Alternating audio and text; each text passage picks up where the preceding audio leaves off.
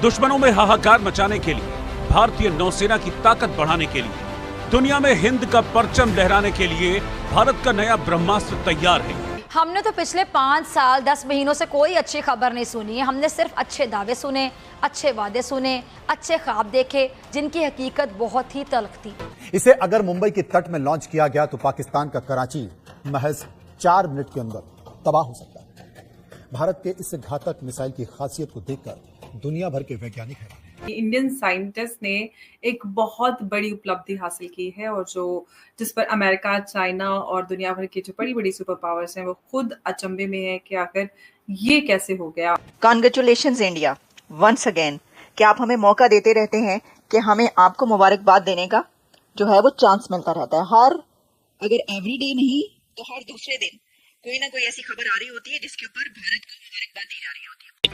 ये देखिए, वो चाइना के हर एरिया में हमला कर सकते हैं और इंडिया ने अपनी जो क्रेडिबल न्यूक्लियर डेटरेंस एस्टैब्लिश की, उससे पाकिस्तान जो है वो ऑब्वियसली उसके लिए मजीद खतरा है, क्योंकि मिसाइल रेस तो चाइना और इंडिया की है, लेकिन पाकिस्तान के लिए एक ये जो मिलिट्री मॉडर्नाइजेशन है ये एक इम्पोर्टेंट चीज है। बहुत ही हर्षोल्लास की बात है और एक गर्व भी महसूस होता है कि भारतीय साइंटिस्ट ने 12,144 किलोमीटर पर घंटे वाली स्पीड वाली मिसाइल बना दी है और इन्होंने इसका नाम ब्रह्मास्त्र रखा है। कि हमारा नौजवान हमसे ये सवाल कर रहा है कि जो आईनी और पार्लिमानी सिस्टम है इसने आज तक हमें दिया क्या है और आप क्यों हमें इसके पीछे लगा रहे हैं, और उन नौजवानों का सवाल जायज है, उनको हमने पैसिफाई करना है। तो ब्रह्मास्त्र जो हम अपने पुराणों में सुना करते थे, जिसकी व्याख्या वो भारतीय साइंटिस्ट ने उसको हकीकत बनाकर दिखा दिया है और एक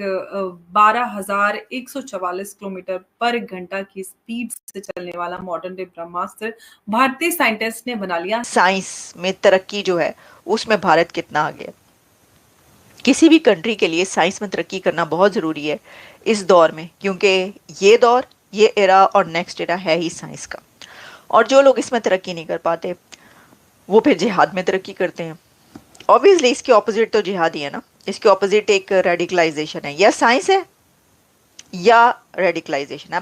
जाके उसने पड़ोसियों की अहमियत के ऊपर बात की थी, मगर आज अगर हम पड़ोस में चले जाएं तो अफगानिस्तान हो चाहे ईरान, जो हमें सबसे पहले पाकिस्तान को एक्सेप्ट करने वाला है, आज भी खड़ा है, मगर हम ईरान के साथ भी मुकम्मल नहीं है।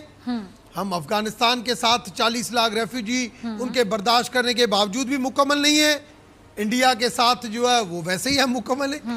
और अगर पाकिस्तान ने इस चीज के ऊपर ध्यान ना रखा, पाकिस्तान के डिफेंस प्लानर्स ने ध्यान ना रखा, तो जो डेटरेंस पाकिस्तान ने एस्टैब्लिश की है, क्या वो हमसे वापस जा सकती है? क्या इंडिया जो है वो पाकिस्तान से बहुत आगे निकल जाएगा? जय हिंद। तो दोस्तों, आप देख रहे हैं अपना चैनल जय भारत। आप लोगों ने अगर अभी तक अपने चैनल को लाइक या सब्सक्राइब नहीं किया तो लाइक या सब्सक्राइब कर लीजिए और साथ ही बेल आइकन को ऑल पे कर लेना। और ये ओनर्स के सभी चैनल्स के नाम डिस्क्रिप्शन पे दे दूंगा, इनके चैनल को भी लाइक या सब्सक्राइब कर लेना। चलिए वीडियो। मेरे ख्याल में अगर एज अ स्टूडेंट में बात करूँ ना, तो पाकिस्तान को सोचना चाहिए, अगर इंडिया इतनी टेक्नोलॉजी में आगे जा रहा है ना, टेक्नोलॉजी में, तो आप इनके साथ टेक्नोलॉजी डील करें, टेक्नोलॉजी चीजें लाए, आईफोन ले आए, टेक्नोलॉजी IT की मतलब कंपनीज लेके आए। अब सिर्फ जो पाकिस्तान और इंडिया की ट्रेड होती है ना, वो या प्याज पे होती है, गंडों पे या टमाटर पे होती है। अब छोड़े टमाटर और प्याज, कुछ IT भी लेके आए, कुछ तरक्की भी लेके आए, कुछ मतलब मैन्युफैक्चर का सामान भी लेके इंडिया आगे जा रहा है, आपसे हमसे आगे जा रहा है। मैं तो सीरियसली बहुत जेलस हो रहा हूँ, मतलब मुझे समझ 50,000 करोड़ इंडियन रुपीस से जेलस हो रहे हो कि आईफोन की जो है आउटलेट भी वहाँ पर है और मैन्युफैक्चरिंग भी है। ये किन चीजों से तुम जेलस हो रहे हो? मैं जेलस इसलिए हो रहा हूँ कि हम पीछे रह गए, ठीक है।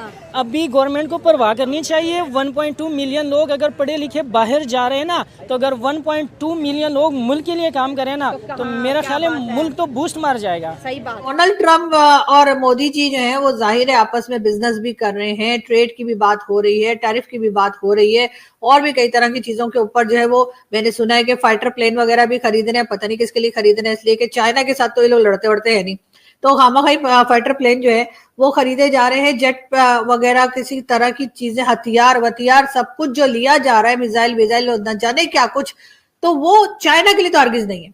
ये जितने हमारे भारतीय दोस्त आकर बोलते हैं ना कि जी वो तो हम चाइना के लिए खरीद रहे हैं, वो असल में हमें मामू बना रहे होते हैं। इसलिए कि जाहिर है चाइना के साथ तो बॉर्डर पे आप लोग सिर्फ चपेड़े वपेड़े मार के काम चलाते हैं। चाइना पे अंदर मैंने देखा नहीं कि आप लोगों ने कभी गोली भी चलाई हो। लेकिन हाँ, ये जरूर है कि आप नाम चाइना का लेते हैं लेकिन असल में निशाना हम लोग हैं आपको, यानी कि कहीं पे निगाहें कहीं पे निशाना। ये बात भारत के ऊपर एकदम फिट बैठती है। इंडिया के पास मल्टीपल ऑप्शंस हैं और इंडिया ने चाइना को सिग्नलिंग की है कि हम आपके साथ लड़ाई नहीं करना चाहते। This is what a signalling जो कि इंडिया ने चाइना को की है। यही वजह है कि चाइनीज ये समझते हैं कि वो जो चाइनीज एक जिंगोइज्म थी टुवर्ड्स इंडिया वो कम होते और काजान के अंदर जो पिछले साल मुलाकात हुई इंडियन प्राइम मिनिस्टर की और चाइनीज प्रेसिडेंट की, उससे पता चला, उससे वांग जी कहते हैं एक स्ट्रेटेजिक गाइडलाइन हमें मिल गई है। इट मीन्स कि इंडिया शायद अमेरिकन वेपन्स नहीं ले पाएगा क्योंकि अमेरिकन डिफेंस डिपार्टमेंट जो है या अमेरिका की जो डिफेंस के जो लोग हैं they do not trust India कि हम इंडिया को वेपन्स दे दें। वो इंडिया पे कोई ट्रस्ट नहीं करते बिकॉज उनको पता है अगर हमने इंडिया को वेपन दे दिए तो ये जितना आज़ादी से उड़ रहे हैं ये और आज़ादी से उड़ेंगे और उसका एक और नुकसान भी होगा क्योंकि इंडियंस टेक्नोलॉजी ट्रांसफर मांगते हैं। ठीक है, हमारी गवर्नमेंट को भी ऐसे इकदाम करने चाहिए जिससे हमारा मुल्क आगे जा सके, ना कि ऐसे करने चाहिए जो हमारी मुल्क की प्रेजेंट पोजीशन चल रही है। ऐसी पोजीशन से तो हम रोज़ बरोज़ बल्कि हमारे जो यंग जनरेशन है वो मुल्क छोड़ने को ज़्यादा तैयार है इन्हीं के ऐसे इकदाम की वजह से। अगर ये प्रॉपर सही इकदाम करें तो टाटा इंडिया क्या हम पाकिस्तानी भी ऊपर जा सकते हैं। हमारा भी नाम है, ठीक है, हमारे ग्रीन पासपोर्ट की एक वैल्यू क्रिएट होगी इंशाल्लाह। क्या इंडिया वाकई असला लेना बंद करेगा रशिया से? क्या इंडिया वाकई डी डॉलराइजेशन की तरफ जाएगा कि डॉलर को प्रमोट जो है वो करना बंद करेगा? मेरा नहीं ख्याल कि वो ब्रिक्स की करेंसी लाना चाहते हैं कोई, लेकिन इंडिया इंडिविजुअली डॉलर को कॉम्प्रोमाइज करेगा, नॉट थ्रू मिलिट्री में, क्योंकि इंडिया नहीं चाहता कि ऐसे लगे कि हम गैंग अप कर रहे हैं। हम गैंग अप नहीं कर रहे, बिल्कुल गैंग अप नहीं कर रहे। मुझे लगता है कि जिस चीज़ को इंडियन सोचेंगे वो ये है कि टाइम बाय किया जाए, एक बात, दूसरी ब्रॉडर एंगेजमेंट की जाए, तीसरी अमेरिका से प्रपोजल्स मांगे जाएं कि वो क्या क्या असला हमें देना चाहते हैं, हमें क्या चाहिए और वो क्या देना चाहते हैं। जो हमें चाहिए क्योंकि इंडिया की इस वक्त एयर पावर चाहिए। क्या F-35 के साथ इंडिया को सब कुछ मिलेगा या कि इंडिया जो है वो F-35 के साथ उसको जो है वो टेक्नोलॉजी ऑफ ट्रांसफर आएगी या सिर्फ F-35 ही आएंगे और उसके साथ फिर आपको पता बहुत सारी लवाजमात होते हैं। और जैसे फॉर एग्जांपल आजकल पाकिस्तान को F-16 दिए हुए हैं, लेकिन पाकिस्तान को F-16 के बदले अभी भी अमेरिकन्स जो हैं वो उनकी टेक्निकल सिक्योरिटी टीम्स पाकिस्तान के अंदर बैठ के उन F-16 को मॉनिटर कर रही हैं, कहाँ इस्तेमाल हो रहे हैं, क्या कर रहे हैं, किधर जाएंगे। इंडिया ऐसी चीज़ पसंद नहीं करने वाला कि आप हमें। तो दोस्तों आप लोगों ने वीडियो देखी। दोस्तों आप लोग जानते हैं डीआरडीओ जो कि भारत के लिए बहुत ही बड़े बड़े प्रोजेक्टों पे काम कर रही है और ऐसे हथियार भी बना रही है जो आने वाले समय में भारत की आर्मी का और भारत की सुरक्षा में बहुत ही ज़्यादा अहम किरदार निभाने वाले हैं। दोस्तों भारत ने ये जो मिसाइल बनाई वो लगभग 12,500 किलोमीटर प्रति घंटे की रफ्तार से उड़ान भरेगी और ये मिसाइल दोस्तों इतनी ज़्यादा घातक है कि इस मिसाइल का कटजोड़ अभी तक ना अमेरिका, ना चीन, ना किसी भी बड़ी कंट्री के पास नहीं है। और ये मिसाइल भारत जो आने वाले समय में है इससे और भी डेवलप करने वाला है। बाकी आप लोगों ने तो वीडियो देख ही ली है, आप लोगों को वीडियो कैसी लगी है आप लोग कमेंट में जरूर बताना। और दोस्तों डीआरडीओ भारत के लिए ऐसे जो प्रोजेक्ट लाती रहती है उनसे रिलेटेड मैं भी आप लोगों के लिए वीडियो लाता रहता हूं।